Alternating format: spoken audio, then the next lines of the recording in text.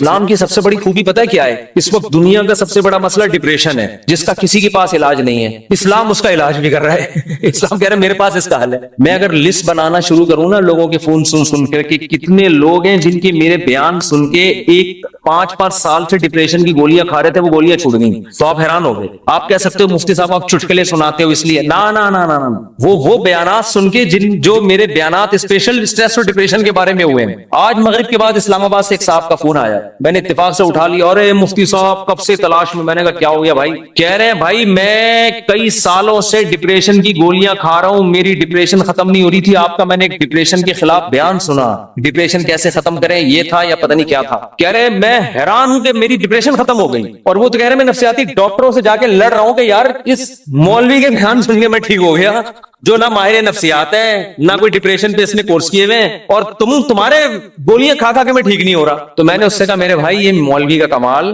بولو نہیں، ہم بھی جو خوش ہیں تو اسلام کا، ہم تو نہیں کہتے ہم سچی پکے مسلمان ہیں بھائی، ہم تو بہت ہی نالائق ہیں، ایک نسبت ہے اسلام کی طرف، وہ تسلیاں دیتا رہتا ہے، وہ کیا کرتا رہتا ہے؟ وہ تسلیاں دیتا رہتا ہے، بھائی سب سیٹ، کوئی مسئلہ نہیں، ہو جائے گی صبر، ٹھیک ہے نا؟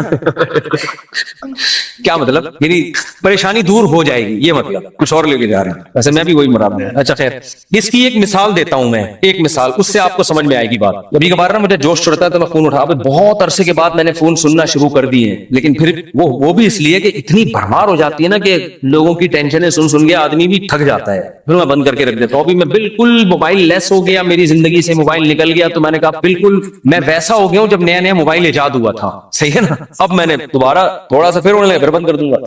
تو میں نے فون سنا تو کسی نے مجھے کال کر کے بتایا، ایک خاتون نے کہا کہ میرے ایک بچے اب بیمار پیدا ہوا معصوم، دوسرا بھی اب مجھے دوبارہ ولادت ہونے والی ہے، میں اتنی ٹینشن میں ہوں کہ تیسرا معذور بچہ پیدا ہوں، اور ٹینشن سے میری حالت ایسی ہو گئی، میں گولیاں کھا رہی ہوں، یوں کر رہی ہوں، اور میں جناب وظیفے پڑھ رہی ہوں، اور پھر مجھے کہنے لگی میں نے رات کو اتنا لمبا وظیفہ پڑھ کے جب میں سوئی تو مجھے خواب آئے۔ میں نے کہا میں نے بہت سن لی، اب آپ خاموش ہو جائیں۔ وہ کہنے لگی میں رات کو سوئی، میں نے یہ والا وظیفہ ہے، مجھے ایک عامل نے بتایا، بزرگ نے بتایا یہ ہوا ہوا ہے، تو میں نے یہ والا وظیفہ، میں خواب، تو جیسے ہی خواب پہ پہنچی میں نے کہا اسٹاپ، میں نے کہا مجھے خواب نہ سنائے، آپ خوابوں کی دنیا سے باہر نکلیں۔ کہہ رہی مجھے کوئی وظیفہ بتا دے، میں نے کہا میں آپ کو وظیفہ بالکل بھی نہیں بتاؤں، کیونکہ آپ کو یہ والا وظیفہ پڑھنے سے یہ والا خواب آ رہا ہے، دوسرے والے وظیفے سے دوسرا والا، جو آدمی پڑھا کے جب تھکاوٹ تو عجیب پھر خواب تو آتے ہیں۔ میں نے کہا محترمہ آپ کا علاج صرف ایک چیز میں ہے، آپ نے یہ کیوں فرض کر لیا کہ معذور بچہ مجھے کسی قیمت پہ نہیں چاہیے؟ یہ سوچ غلط ہے، آپ خدا سے لڑ رہی ہو، سمجھ میں آ رہی ہے بات؟ اس دنیا میں آپ کی مرضی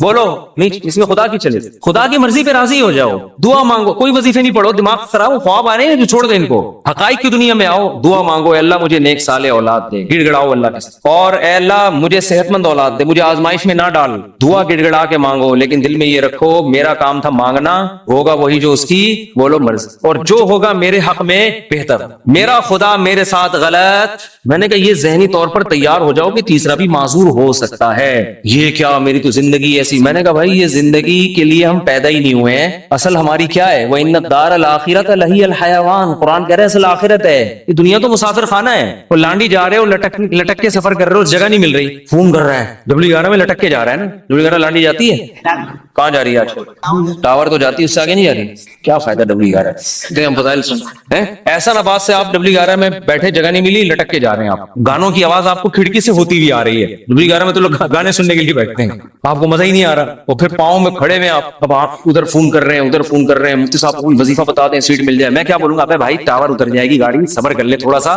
جو بیٹھے ہوئے وہ بھی ٹاور پہ اتریں گے، تیرا باپ بھی ٹاور پہ اترے گا، تمیز سے اگر سمجھ میں نہیں آئے گی یہ بولوں گا نا، اتر جائے گا ٹاور پہ، صبر کر لے۔ وہ کہہ رہے نہیں وہ اس کھڑکی میں جو بیٹھا ہوا اتنے مزے سے وہ تو سب کچھ دیکھ رہا ہے بھائی، کھڑکی میں ہوا بھی آ رہی ہے، اس کو کرایہ میں نے بھی اتنا دیا، خدا کیا نا انصافی کر رہا ہے، اس کو کھڑکی ڈرائیور کے ساتھ بٹھا دیا اور مجھے لٹکا دیا۔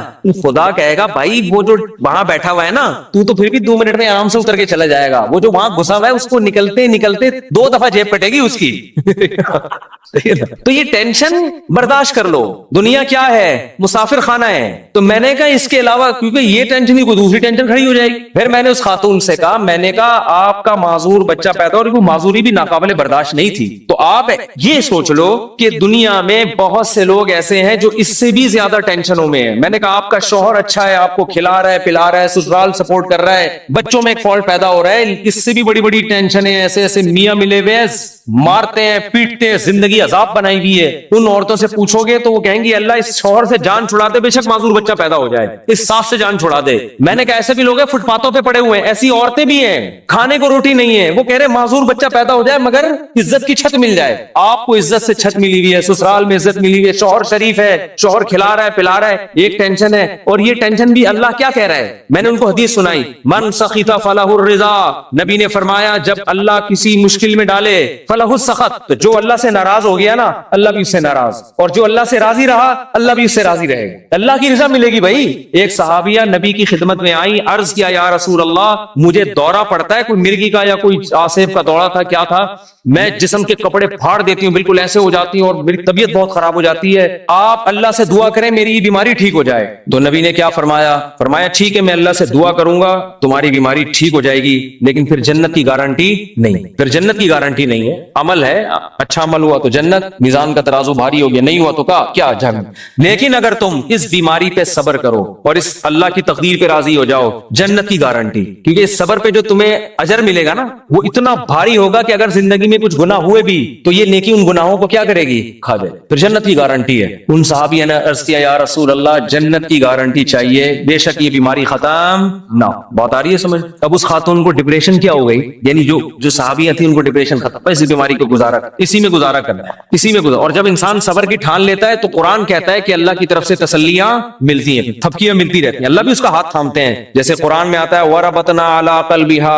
लौला लौला रबतना, क्या है, इनका आदत लतुब्दी बिही लौला रबतना अला कल्बिहा। हजरत मूसा की मां ने जब अपने बच्चे को, बस ये आखिरी बात करके बयान खत्म करता हूं, अपने बच्चे को संदूक में डाला ना अल्लाह के हुक्म पे, तो कुरान कह रहा है मूसा की मां का दिल सब्र से क्या हो गया, खाली, लेकिन अल्लाह का हुक्म था इसको संदूक में डालो। अब मां कैसे डाले भाई अपने हाथ से, और वो भी दरिया के हवाले। और कुरान कह रहा है वो संदूक गया कहां, फिरौन के घर में। मूसा अलैहिस्सलाम की मां को इत्तला दे दी उनकी बेटी ने, तो फिरौन ने उठा लिया। कुरान कह रहा है क्योंकि अब अल्लाह के हुक्म पर सब कुछ हो रहा है, कुरान कह रहा है हमने मूसा के मां का दिल को थाम लिया, रस्सियों से बांध दिया, जो लफ्जी तर्जमा होगा, बांध दिया कि ये बेसब्री ना हो जाए। इनका आदत लतुब्दी बिही लौला अर्रबतना अला कल्बिहा। कुरान कहता है मूसा की मां ऐसी बेसब्री हुई कि करीब था कि जाके फिरौन को बता देती कि मेरा बच्चा है, मुझे दे वापस, जज्बात में आ जाती। लेकिन कुरान कह रहा है हमने मूसा की मां के दिल को थाम लिया। क्यों, अल्लाह के हुक्म पर अमल किया ना, तो कुछ मूसा की मां ने किया, जो नहीं हो पा रहा था वो किसने कर दिया, अल्लाह ने। तो आप मुश्किलात में जब सब्र की कोशिश करोगे, जितनी कोशिश आप कर सकते हो करो, बाकी कौन हिम्मत दे देगा, अल्लाह। हम सबको अल्लाह से दुआ मांगनी चाहिए, अल्लाह मुश्किलात से बचा, हम सब्र करने वाले लोग नहीं है, हम तो नालायक हैं, हम अल्लाह से खुशियां मांगते हैं, आफियत मांगते हैं, लेकिन अल्लाह ना करे कोई मुश्किल आ गई, वावेला नहीं करना भाई, यही इसी में बेहतरी है, इसी में फायदा होगा। तो मैंने उस खातून से कहा कि अल्लाह कहता है कि इस टेंशन में सब्र करो तो क्या होगा, अल्लाह राजी हो जाए, उसका बहुत अजर देगा। मैंने कहा आप कल बूढ़ी हो के आपने मर जाना है, अगर आपके 3 बच्चे बिल्कुल सेहतमंद पैदा होते हैं भाई, तो क्या मरने के बाद ही कब्र में साथ जाएंगे, कब्र में बच्चा नहीं जाएगा। माजूर बच्चों पे जो आपने सब्र किया, ये सब्र कहां जाएगा, कब्र में साथ जाएगा। सेहतमंद बच्चे हो, सब्र का मौका नहीं मिल रहा तो बच्चे थोड़ी जाएंगे कब्र में साथ, लेकिन माजूर बच्चे हो, आपने सब्र किया तो वो सब्र कब्र में आपके साथ जाएगा। तो फिर उन्होंने एक और सवाल किया जो मैं आप लोगों को बताना चाहता हूं। उन्होंने कहा लोग मुझे कहते हैं कि तुम कोई मनहूस हो, माज़ अल्लाह, नहूसत है, तुम्हारे अंदर कोई गुनाह हुआ है जिसकी सजा तुम्हें मिल रही है, माजूर बच्चे पैदा हो रहे हैं। ये लोग बड़े ताने देते हैं ना, बच्चे नहीं हो रहे तो इससे कोई गुनाह हुआ है, कोई बीमार हो गया, फालिज हो गया। अरे देखा, हम तो कहते थे बंदा ही ठीक नहीं है। मैंने उनसे कहा, मैंने कहा ये बात लोगों की गलत है, इसको ना सुने। हाँ, तौबा इस्तिगफार तो हर एक को करना चाहिए, अपना अगर कोई गुनाह हुआ है तो अल्लाह से तौबा करे, माफ हो जाएगा वो। लेकिन मैंने कहा कुरान में क्या कहता है, अयहसबूना अन्नमा नुमिद्दुहुम बिही मिन मालिन व बनीन नुसारिउ लहुम फिल खैरात बल ला यशऊरून।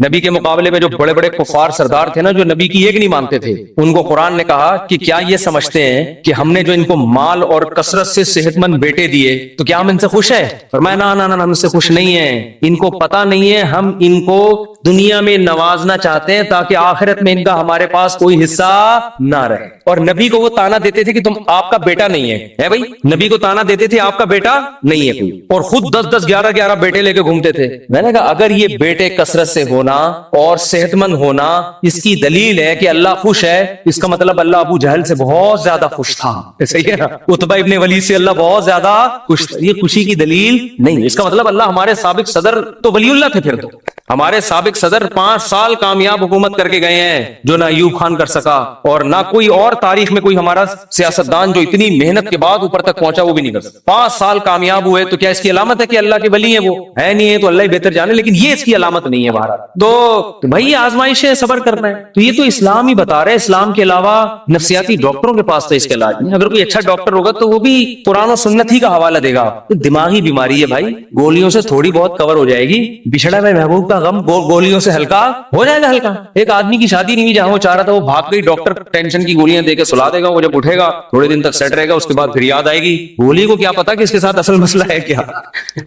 गोली को क्या पता इसके साथ असल मसला? गोली को थोड़ी पता। वो टेंशन की गोली तो सुला देगी, थोड़े केमिकल ऊपर नीचे कर देगी, उससे थोड़ा सा रिलैक्स हो जाएंगे आप। फिर जब ख्याल आएगा यार वो फिर आएगी तो फिर वो डॉक्टर फिर सुला देगा आपको टीका लगा के। डॉक्टर बेचारा वो अपनी लिहाज से सही कर रहा है, वो कह रहा है मेरे पास ये ऑप्शन है, मेरी जब भागी थी तो मैंने भी यही किया था।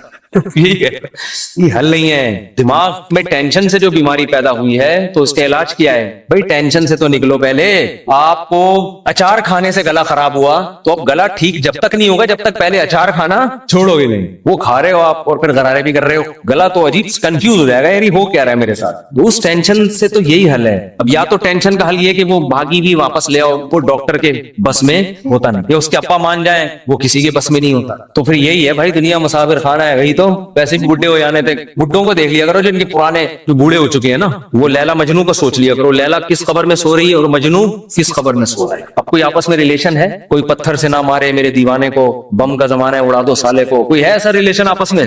कुछ भी नहीं है, सब फिनिश। डिप्रेशन का इलाज तो इस्लाम के अलावा किसी के पास आखिरत है भाई।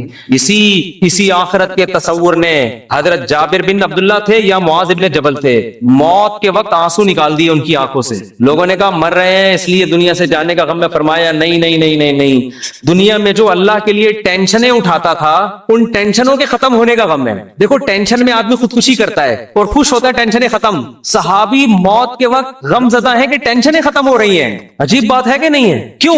वो तो कह रहे हैं अब तो बदले का वक्त है, अब तो जन्नत है। वो टेंशन है जो अल्लाह के लिए, वो जन्नत में तो मिलेंगी नहीं। किसी ने पूछा क्या टेंशन? कहा कि शदीद गर्मी में रोजे रखता था, भूख प्यास अल्लाह के लिए बर्दाश्त करता था।